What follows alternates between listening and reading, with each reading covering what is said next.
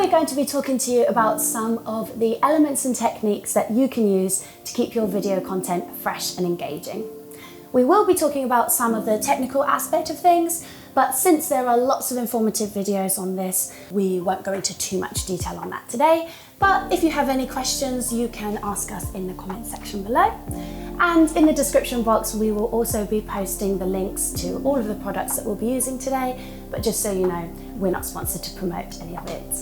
So let's get started with something that you don't usually get to see.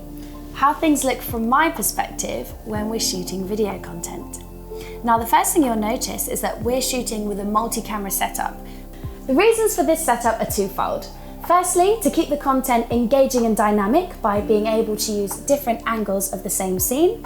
Here between a static camera on a tripod and a moving handheld camera, using the DJI RS2 Gimbal to keep that movement smooth and cinematic. Secondly, using camera switch editing can allow you to seamlessly edit down any mistakes, hesitations, repetitions or pauses without it being obvious that you've made an edit. Not that I ever do that, of course. And also by establishing to the viewer with your visual language that you will be making cut edits, you can easily use this and cut to a completely different location and style and take your audience on that journey with you.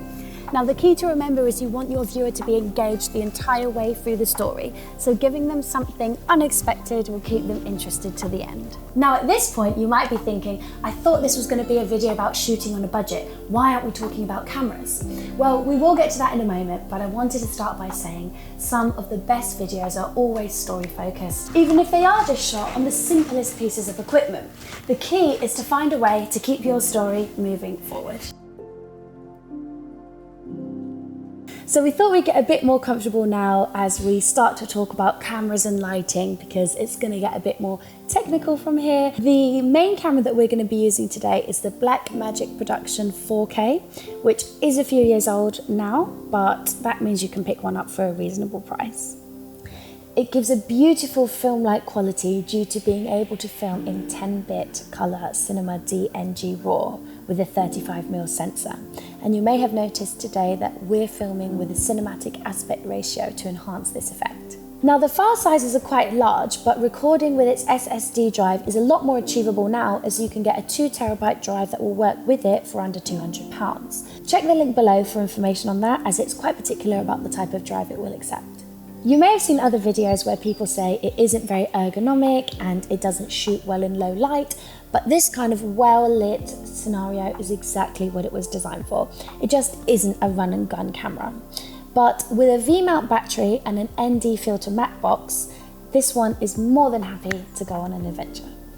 For the lighting in this room, we're using a traditional 3-point setup with a key, fill and third light lighting the background, which allows me to separate from the scene and keep your attention. Again, you can spend many thousands of pounds on your perfect lighting setup, but these are a combination of Godox and Neewer LED lights that will set you back around £400. The key here is to remember that you want as flat a lighting profile as possible for your post-production color grading, so do take some time to think about where you position your lights to make sure they're balanced with each other and you avoid getting any harsh shadows, unless that's the effect you're going for. And we wouldn't be able to get the best out of our cameras without a good choice of lens. Obviously, cinema lenses can cost up to 100 grand on professional production, so we use the Samyang VDSLR 35mm prime for their sharpness, light capture, and the fact that they're not going to cost you a kidney. One more thing a YouTube film tutorial should cover is ISO and shutter speed. Now, you want to keep the first as low as possible to avoid any film noise, and you want to be using the 180-degree rule.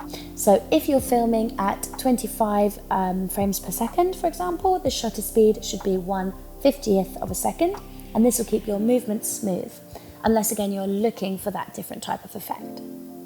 So hopefully we've covered some aspects of video production, but if you are a UK-based model, photographer or content creator and this all feels like a bit more work than you'd rather do, but you still want to have that amazing content, then we are available for hire. Now, we haven't touched on audio recording or editing and post-production in this video, but we can definitely cover that in another video if you're interested. Don't forget to like, subscribe and all that good stuff, and if there's anything else you'd like us to cover in future videos, let us know in the comments. Thanks for joining, and we'll see you next time.